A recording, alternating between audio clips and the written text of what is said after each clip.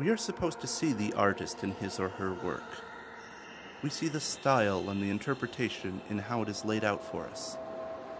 But what is there to see and find in this cold, slick, digital painting of something that is not and never was? Where is artist Gary Tonge in this image? Well, my guess, he's right there. Yeah, right there, in that window. You can tell it's him because of the silly hat he's wearing.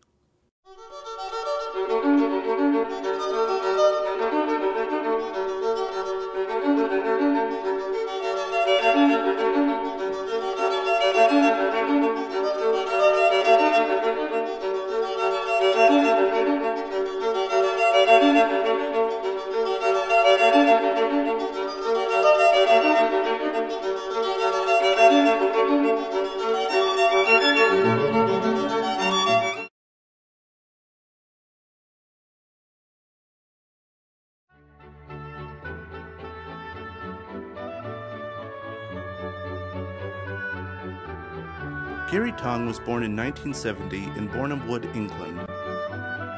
His would be a childhood of dark, dreary skies and a depressing industrial complex.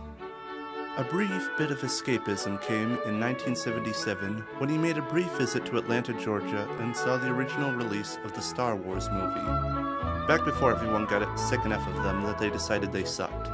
It's not the most prestigious or interesting or impressive way to be interested in astronomy. But when Gary Tonge's eyes fell on those stars, he created worlds. And how important that would be to his later career. But that was years in the future. Tonge's adolescence was one of intense physical labor out in the fields.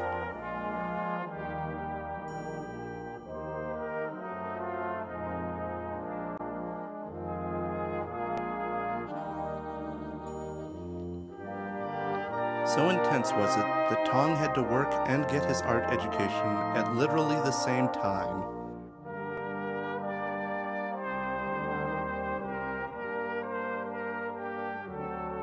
But all that labor eventually paid off, and he bought the equipment that enabled him to escape the hell work.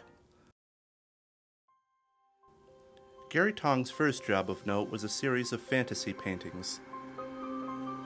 In this series, something salient about the nature of Tonge's work emerged.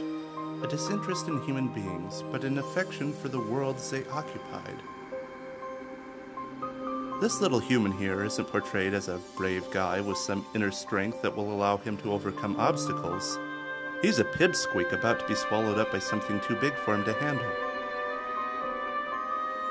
This guy might have been drawn with a bit more detail and a little more strength, but just look at the boiling magma beneath him, and you'll see where Gary Tonge put the real love and care. And this guy might pose like he's God's gift to women and men, but the framing of him and the colorers around him say, even if little Iron Britches here achieves whatever banal quest he's going for, these fires will still burn, and this corridor will still intimidate long after he is no longer remembered or relevant. You might wonder why there is this indifference towards humans and this greater affection for their environments in Gary Tonge's work. But what I wonder when I look at what human beings are all about is, why are so many artists affectionate towards humans? That in mind, it's no surprise what featured in the drawings that would first solidify the Gary Tonge style and rock into greatness. Cars!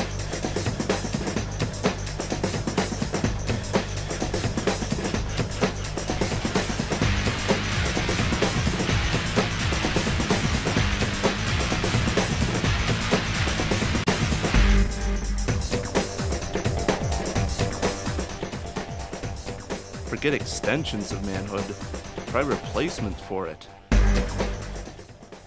And they did well enough for Gary Tonge that he was able to take his imagination where he wanted. And we could not help but come along for the ride. Now I don't know about you, but when I look up at the stars, I think I am so big and important. I mean, everybody goes on about, oh, the stars are so big, they're so important, they've got planets surrounding them. But look how small they are. I mean, they're like a millimeter tall. I'm 6 feet. Shows you what the astronomers know. But somehow when Gary Tonge looked at those tiny points of light, what he saw was whole other worlds to escape into.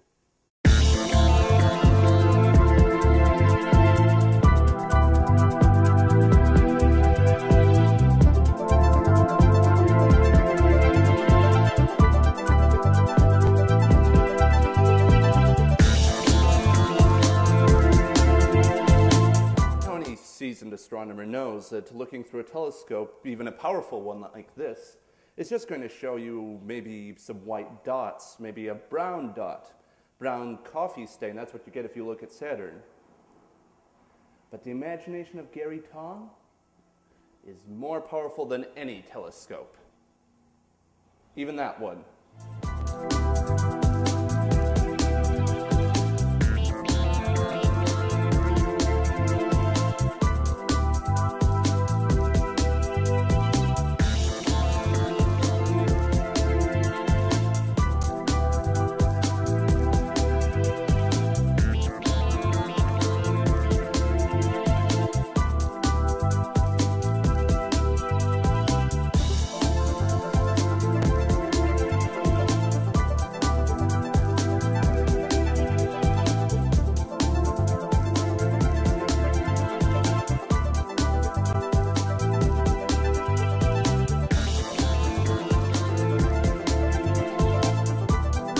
I don't want to talk about Gary Tonge anymore.